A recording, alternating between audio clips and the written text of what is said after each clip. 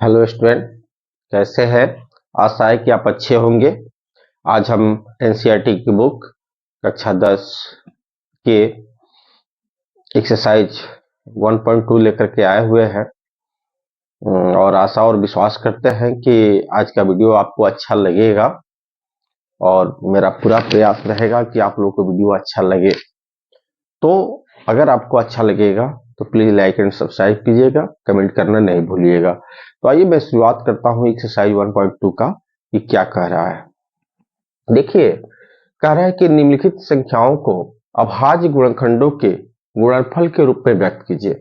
निम्नलिखित संख्याओं को अभाज्य गुणनखंडों के गुणनफल के रूप में व्यक्त कीजिए। तो आइए पहला प्रश्न देखते हैं। पहला हमारा दिया हुआ है 140। इसको अभाज्य गुणनखंड के रूप में व्यक्त कीजिए। तो 140 को सबसे छोटी अभाज्य संख्या 2 है, तो हम पहले 2 से कटाएंगे। 2 सत्ते 14, 70 आ गया। फिर हम 2 से कटाए 35 आ गया।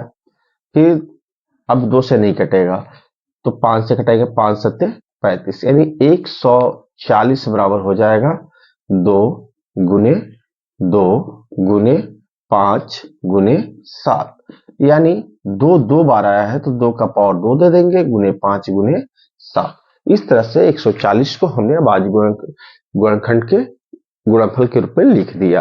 अब आइए हम देखते हैं 2 नंबर को। 2 नंबर में दिया हुआ है 156।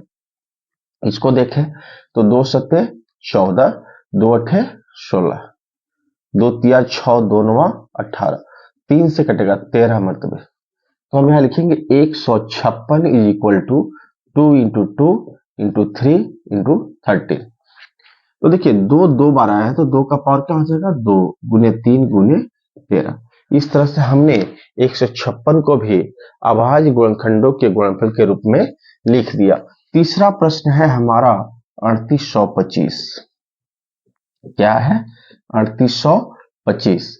इसको हम करेंगे तो 5 2 7 8 15 3 18, 3 से कटेगा, 3 एकम 3, 3 दूना 6, 2 गया 3 सत्ते 21, 3 पछे 15। फिर 3 से कटेगा, 3 चौका 12, 3 गुना 6, 3 पचे 15। अब 3 से नहीं कटेगा, अब किससे कटेगा 5 से। 5 मट्ठे 40, 2 गया 25, 50 25। फिर 5 से कटाएंगे 17 पचे 85। अब ये नहीं कटेगा तो हम यहाँ लिखेंगे 3825 बराबर 3 गुने 3 गुने 5 गुने 5 गुने 17। तो 3 2 बार आया तो 3 का पावर 2, 5 2 बार आया तो 5 का पावर 2 गुने 17। इस तरह से हम लोगों ने 3825 को भी अभाज्य गुणनखंड के गुणनफल के रूप में लिख दिया। अब आइए चौथा क्या कह रहा है। चौथा कह रहा है कि 5005 है। 4 नंबर में दिया हुआ है 5005। इसको देखें तो 5 से 5 एकम 5, 5 एकम 5। अब ये जो है हमारा किससे कटेगा तो देखें तो 11 से देखें, 11 9 99, 11 एकम 11, 7 से 13, यानी पहले हम अगर 7 से कटाए इसको तो कटेगा। तो 7 से 7 एकम 7, 3 गया 3 चौका 28, 7 त्रिका 21, है ना। फिर देखें तो इस 7 से कटने वाला नहीं है तो 11 एकम 11 और 3 गया 33, 11 तिया 33, यानी 5005 का अभाज्य गुणनखंड होगा 5 गुने 7 गुने 11 गुने 13।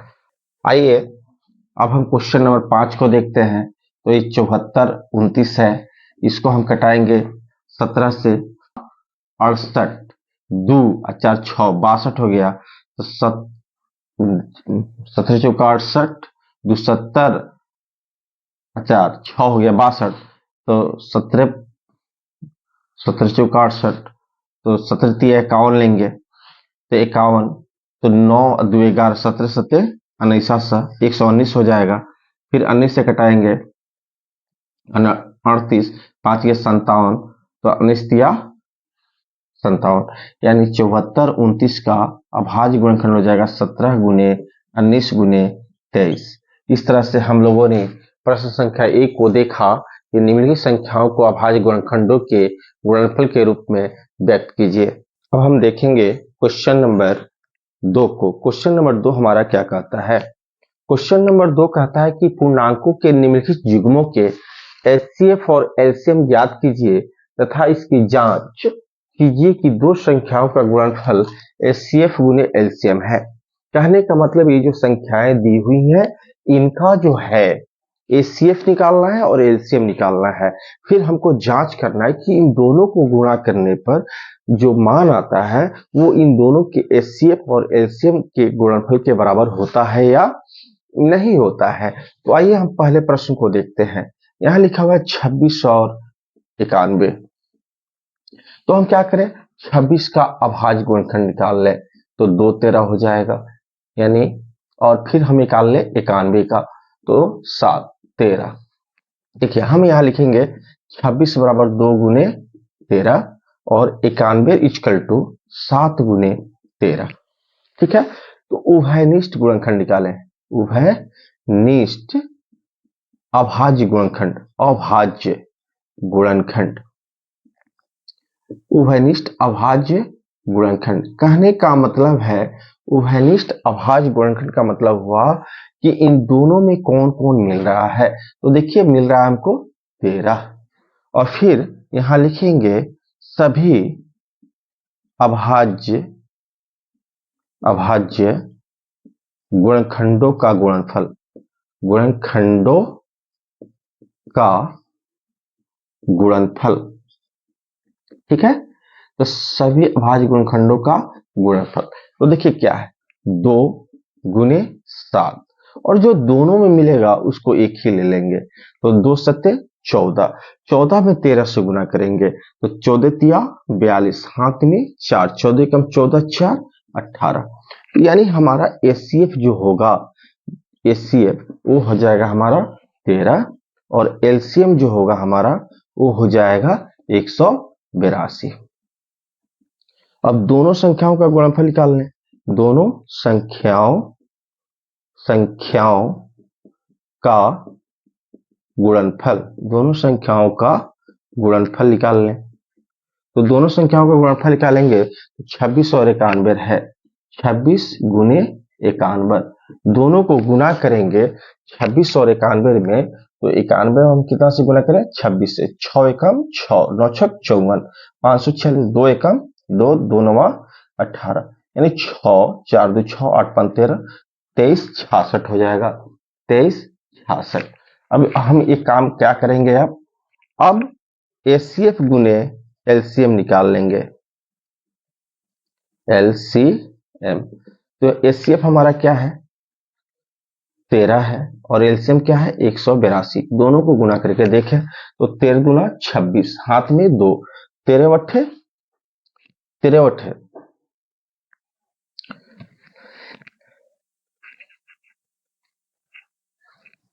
13 अट्ठे बोलिए, चलो 10 हाथ में कितना होगा 13 गुना 26, हाथ में 2 और 13 अट्ठे चलो 10, यानी 104 और 2 6, 106, हाथ में 10, 13 कम 13 10 23।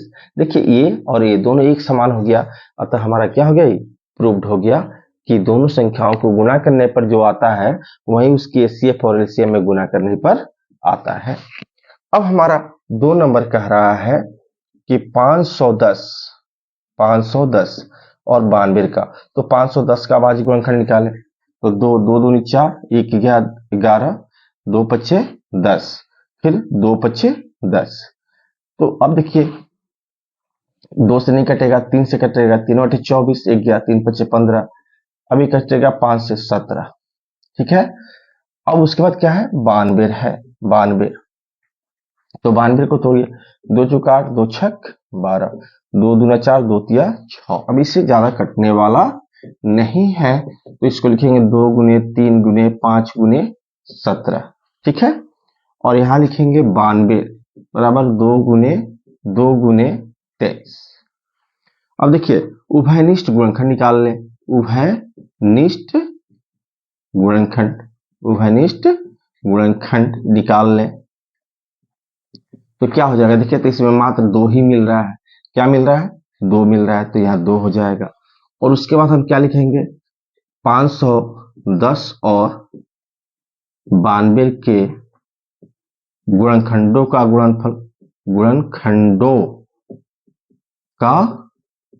गुणनफल, ठीक है, गुणनखंडों का गुणनफल। तो देखिए 2 मिल गया तो 2 को अकेला ले लेंगे, फिर 2 हो गया, गुने 3 गुने 5 गुने 17 गुने 23।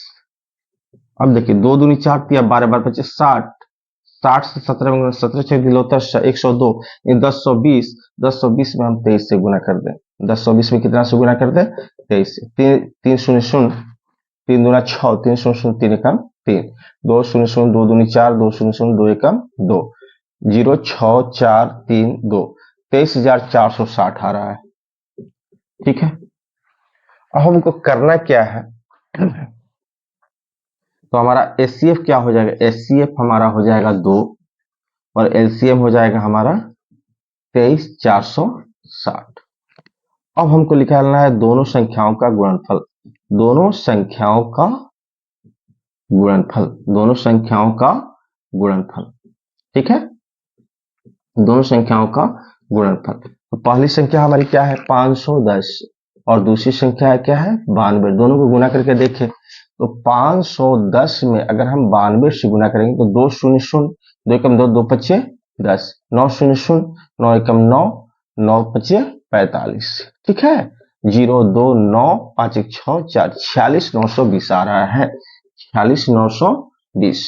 अब हम एचसीएफ गुने एलसीएम निकाल लें, एलसीएम तो ये क्या है 2 गुने 23 460 है, गुना करके देखें 2 शून्य शून्य, 2 छक 12 हासिल 1, 2 चुका 8 1 9, 2 तिया 6, 2 दूनी 4, 46,920। दोनों संख्याओं को गुणा करने पर भी 46,920 आ रहा है और इनके एचसीएफ और एलसीएम में गुणा करने पर भी 46,920 आ रहा है। इस तरह से हमारा क्या हो गया, सत्यापित हो गया। तो देखिए ये जो प्रश्न है इसको हमने जैसे बनाया वैसा ही 3 नंबर भी बनेगा इस तरह। आइए अब हम देखते हैं क्वेश्चन नंबर 3 को, किसको, क्वेश्चन नंबर 3 को। तो क्वेश्चन नंबर 3 क्या कह रहा है कि अभाज्य गुणनखंड विधि द्वारा निम्नलिखित पूर्णांकों के एचसीएफ और एलसीएम ज्ञात कीजिए। अभाज्य गुणनखंड विधि द्वारा निम्नलिखित पूर्णांकों के एचसीएफ और एलसीएम ज्ञात कीजिए, है ना। तो सबसे पहले पहला प्रश्न दिया हुआ है 12 15 और 21 का, किस विधि द्वारा, अभाज्य गुणनखंड विधि द्वारा। तो पहले हम 12 का अभाज्य गुणनखंड निकालें, 2 छक 12, 2 तिया 6, फिर हम किसका निकालेंगे 15 का, 3 पच्चे 15। अब हम किसका निकालेंगे 21 का, 3 सत्ते 21। अब हम लिखेंगे 12 बराबर 2 गुने 2 गुने 3, 15 बराबर हो जाएगा 3 गुने 5 और 21 बराबर हो जाएगा 3 गुने 7। सबसे पहले हम निकालेंगे उभयनिष्ठ गुणनखंड, उभयनिष्ठ गुणनखंड। तो देखिए तो तीनों में कौन कौन मिल रहा है, तीनों में देखेंगे तो हमको मात्र 1 3 मिल रहा है, यहां भी 1 3 है, यहां भी 1 3 है और यहां भी 1 3 है, तो मात्र 3 ही है जो तीनों में मौजूद है। उसके बाद 12 15 और 21 के सभी गुणनखंडों का गुणनफल निकालेंगे, गुणनखंडों का गुणनफल निकालेंगे, ठीक है। तो गुणनफल निकालेंगे तो क्या हो जाएगा देख लीजिए, 2 गुने 2 गुने 5 गुने 7 और तीनों में कौन मिल रहा है 3। तो तीनों में जो मिल रहा है तो 3 को 3 नहीं लिखेंगे, तीनों में जो मिल रहा है कौन मिल रहा है 3 मिल रहा है, कै को मिल रहा है 1 ठो, तो सबके जगह पर 1 3 लिख देंगे, है ना। तो 2 दूनी 4, 4 पच्चे 20, 20 तिया 60, 60 सत्ते 42, 420 हो जाएगा। तो अब हमारा यहाँ देखेंगे तो एचसीएफ क्या होगा, एचसीएफ हमारा हो जाएगा 3 और एलसीएम क्या हो जाएगा हमारा 420, ठीक है। उसी तरह से हम 17 23 और 29 का भी निकालेंगे। तो 17 का अभाज्य गुणनखंड निकालेंगे तो 1 17 हो जाएगा, 23 का निकालेंगे तो 1 23 हो जाएगा, 29 का अभाज्य गुणनखंड निकालेंगे तो क्या हो जाएगा 1 29 हो जाएगा। तो यानी 17 बराबर 1 गुने 17 23 बराबर हो जाएगा 1 गुने 23 और 29 बराबर हो जाएगा 1 गुने 23। तो एचसीएफ हमारा क्या हो जाएगा? एचसीएफ देखिए तो तीनों में कौन मिल रहा है? सिर्फ एक मिल रहा है। एलसीएम क्या होगा? जो तीनों में मिले तो क्या मिला? एक। और जो नहीं मिले उसको लिख करके गुना कर लीजिए। ये 29 है हमारा। क्या है? 29। 1 17 23 29, यानी तीनों को गुना कर देंगे तो हमारा एलसीएम मिल जाएगा। तो देखिए 23 में अगर हम 17 से गुना करते हैं तो 7 त्रिका 21, हाथ में 2, 7 दूना 14, 2 16, यहाँ हो जाएगा 23। 1 6 3 9 2 1 3, फिर उसमें 29 से गुना करेंगे तो 9 एकम 9, 9 9 81, हाथ में 8, 9 त्रिका 27, 8 कितना हो जाएगा? 35। ठीक है, 9 त्रिका 27, 8 35। अब देखिए 2 एकम 2, 2 9 18, हासिल 1, 2 3 6 1 7, 9 2 1 3, 8 5 13, हासिल 1, 4 7 11, 11 3 39 हमारा क्या हो जाएगा? हमारा एलसीएम हो जाएगा। उसी तरह हम 8 9 और 25 का निकाले तो इसका, तो 8 का गुणनखंड क्या होगा? 2 चौके 8, 2 दूनी 4, फिर हम किसका 9 को तोड़ेंगे तो 3 तिया 9, फिर 25 को तोड़ेंगे तो 50 25, है ना। देखिए तो 8 इक्वल टू हो जाएगा 2 गुने 2 गुने 2, 9 इक्वल टू क्या हो जाएगा? 3 गुने 3, 25 इक्वल टू क्या हो जाएगा? 5 गुने 5। देखिए एचसीएफ यानी तीनों में जो मिले, तो तीनों में कोई मिल रहा है? कोई नहीं मिल रहा है, तो एचसीएफ हमारा 1 हो जाएगा। एलसीएम क्या होगा? एलसीएम तो तीनों में नहीं मिल रहा है तो सबको गुना कर दीजिए। 2 गुने 2 गुने 2, 3 गुने 3, 5 गुने 5। देखिए 2 दूनी 4 दूनी 8, 8 तिया 24, 24 दिया 24 में 3 से गुना कर लीजिए। 3 चौका 12, हासिल 1, 3 दूनी 6 1 7, अब 50 25 से 72 में गुना कर लीजिए। 5 दूना 10, हासिल 1, 7 5 35 1 36, 2 दूनी 4, 2 सत्ते 14 हो गया। 0 6 4 10, हासिल 1, 4 4 8, 1800 हमारा क्या हो जाएगा? आंसर हो जाएगा। क्या हो जाएगा? आंसर हो जाएगा। तो इस तरह से हमने अभाज्य गुणनखंड विधि द्वारा इनका हम जो संख्या है पहला 12 15 21 17 23 और 29 8 9 और 25, इसका हम लोगों ने एचसीएफ और एलसीएम देखा। आइए क्वेश्चन नंबर 4 को देखते हैं। क्वेश्चन नंबर 4 हमारा क्या कहता है? क्वेश्चन नंबर 4 कह रहा है कि एचसीएफ 306 657 का 9 है, तो एलसीएम 306 657 का ज्ञात करना है। यानी 306 और 657 के एचसीएफ जो है 9 दिया हुआ है और हमको 306 और 657 के एलसीएम ज्ञात करना है। तो एक सूत्र होता है कि एलसीएम निकालना हो तो एलसीएम बराबर होता है पहली संख्या गुने दूसरी संख्या, पहली संख्या गुने दूसरी संख्या बटा एचसीएफ। तो देखिए हमारा पहली संख्या क्या है? 306 है, दूसरी संख्या क्या है? 657 है, और हमारा एचसीएफ कितना है? तो 9 दिया हुआ है। तो देखिए कटा के देखते हैं तो 9 त्रिका 27, 3 गया 36, 9 चौका 36 कट गया, यानी 657 में अगर हम 34 से गुना कर दें तो हमारा एलसीएम निकल जाएगा। तो आइए 657 में हम 34 से गुना करके देखें। 4 7 28 के 8, हाथ में 4 2, 4 5 20 2 22, हाथ में 2, 4 6 24 2 26, 3 7 21 के 1, हाथ में 2, 3 5 15 2 17, हासिल 1, 3 6 18 1 19, है ना। 8 2 1 3, 7 6 13 3, हासिल 1 2, 7 6 13 3, हासिल 1, 3 9 12, हासिल 1 1 2, यानी हमारा आंसर हो जाएगा 22 33 8। ये हमारा क्या हो जाएगा? आंसर हो जाएगा। यानी 306 और 657 का एलसीएम जो है हमारा होगा 22,338, है ना। अब देखिए अब 5 नंबर क्वेश्चन में कह रहा है कि जांच कीजिए कि क्या किसी प्राकृत संख्या n के लिए संख्या 6n अंक शून्य पर समाप्त हो सकती है। तो देखिए किसी भी संख्या को शून्य पर समाप्त होने के लिए उसका अभाज्य गुणनखंड जो होना चाहिए वो 2 और 5 के रूप में होना चाहिए, है ना। तो आइए हम चेक कर लेते हैं। तो 6n लिखा हुआ है, यानी 6 का अभाज्य गुणनखंड अगर हम निकालें तो 2 तिया 6 आएगा, यानी 2 गुने 3 का पावर n। यहाँ देखिए 2 तो है लेकिन यहाँ 3 है, इसमें 5 नहीं है। तो हम लिखेंगे क्योंकि 6 का अभाज्य गुणनखंड 2 और 3 है, 2 और 3 है, जबकि किसी संख्या को शून्य पर समाप्त होने के लिए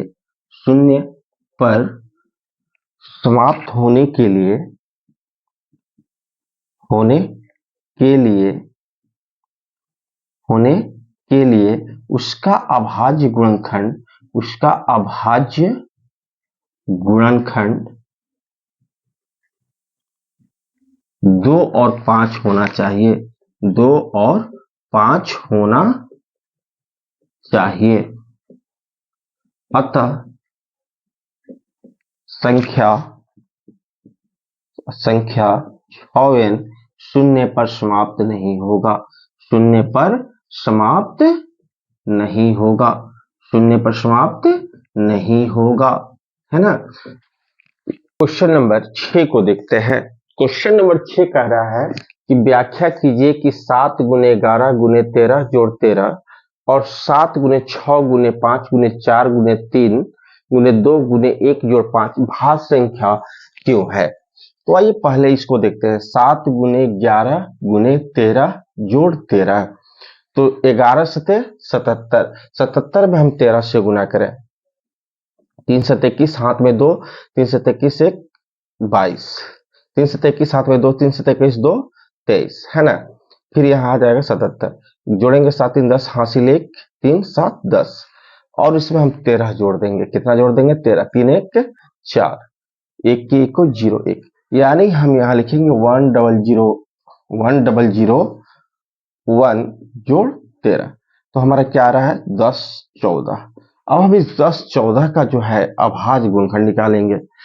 तो 2 5 10, 2 7 14, 3 एकम 3, यहां से जाएगा 2, 3 6 18, 3 9 27, है ना। अब हम देखेंगे किससे कटेगा, तो 13 से। किससे कटेगा? 13 से। तो इस तरह से हम देखें तो इस 10 और 14 का अभाज्य गुणनखंड निकल जा रहा है, अतः यह एक भाज्य संख्या है। अतः ये क्या है? भाज्य संख्या, क्योंकि 10 और 14 का अभाज्य गुणनखंड पूरा निकल जा रहा है, अतः ये क्या है? भाज्य संख्या है। उसी तरह से हम इसको भी देख सकते हैं। 7 गुने 6 गुने 5 गुने 4 गुने 3 गुने 2 गुने 1 जोड़ 5, गुना करके देखिए। 7 6 42, 42 पे 6, तो गुना करिए। 42 गुने 5, 5 गुने 10 हासिल 1, 5 का 20 1 21, 4 तिया 12 से फिर गुना कर लीजिए। 2 शून्य शून्य, 2 एकम 2, 2 दूनी 4, फिर 210 हो जाएगा, आ जाएगा 0 2 5 2। अब क्या आ रहा है? 2 एकम 2 से गुना कर लीजिए। 2 शून्य शून्य, 2 दूनी 4, 2 5 10 हासिल 1, 2 दूनी 4 1 5, और उसमें हम यहाँ लिखेंगे कि 50 40 जोड़ 5, क्या हो जाएगा? 50 45। अब इसका हम अभाज्य गुणनखंड निकालेंगे 50 45 का, और देखेंगे कि कटता है कि नहीं। तो 5 एकम 5, 5 9 45, तो ये जब 5 से कटाए तो हमारा 1009 आया, है ना। तो अब हम 50 45 को हम लिख सकते हैं 5 गुने 1009, अतः इसका भी अभाज्य गुणनखंड निकल जा रहा है, अतः यह एक भाज्य संख्या है। अब चलिए हम क्वेश्चन नंबर थोड़ा सा देखते हैं, क्वेश्चन नंबर 7 को, कि क्वेश्चन नंबर 7 हमारा क्या कहता है। तो कह रहा है किसी खेल के मैदान के चारों ओर एक वृत्ताकार पथ है। इस मैदान का एक चक्कर लगाने में सोनिया को 18 मिनट लगते हैं, जबकि इसी मैदान का एक चक्कर लगाने में रवि को 12 मिनट लगते हैं। मान लीजिए वे दोनों एक ही स्थान और एक ही समय पर चलना प्रारंभ करके एक ही दिशा में चलते हैं, कितने समय बाद वे पुनः प्रारंभिक स्थान पर मिलेंगे। कह रहे हैं कि एक खेल का मैदान है जिसके चारों एक वृत्ताकार पथ है। इस मैदान का एक चक्कर लगाने में सोनिया को 18 मिनट लग रहा है, जबकि इसी मैदान का एक चक्कर लगाने में रवि को 12 मिनट लग रहा है। तो मान लीजिए वे दोनों एक ही स्थान और एक ही समय पर चलना प्रारंभ किए, तो कितने समय बाद वो पुनः प्रारंभिक स्थान पर मिलेंगे, अर्थात दोनों का एलसीएम निकाल देना है। दोनों का क्या निकाल देना है? एलसीएम। तो सोनिया द्वारा 18 मिनट लग रहा है, तो 18 का गुणनखंड निकाल लीजिए। इस 7 नंबर प्रश्न का 18 का गुणनखंड निकालिए। 2 9 18, 3 3 9, यानी 2 गुने 3 गुने 3। और उसके रवि के द्वारा 12 मिनट लग रहा है, तो 12 का गुणनखंड निकाल लीजिए। 2 छक 12, 2 तिया 6, यानी 2 गुने 3। देखिए 3 दोनों में मिल रहा है, तो एलसीएम निकाल लेंगे। क्या निकाल लेंगे? एलसीएम। तो जो मिल रहा है उसको एक बार लिख दीजिए, जो नहीं मिल रहा है सबको गुना कर दीजिए। 2 गुने 3 गुने 2 गुने 2, तो 2 तिया 6, 6 तिया 18, 18 दुना 36, 36 गुना 72, यानी कितने मिनट बाद वो दोनों आपस में मिलेंगे? 72 मिनट के बाद। दोनों कितने देर के बाद मिलेंगे? 72 मिनट के बाद। इस तरह से हम लोगों ने आज एनसीईआरटी की बुक कक्षा 10 की चैप्टर जो है 1.2 को पूरी तरह से देखा और समझा। हमको लगता है कि आपको ये वीडियो काफी अच्छा लगा होगा। अगर लगा है तो दबा करके लाइक और सब्सक्राइब कर दीजिए और अपने दोस्तों के पास शेयर कीजिए। थैंक यू, धन्यवाद।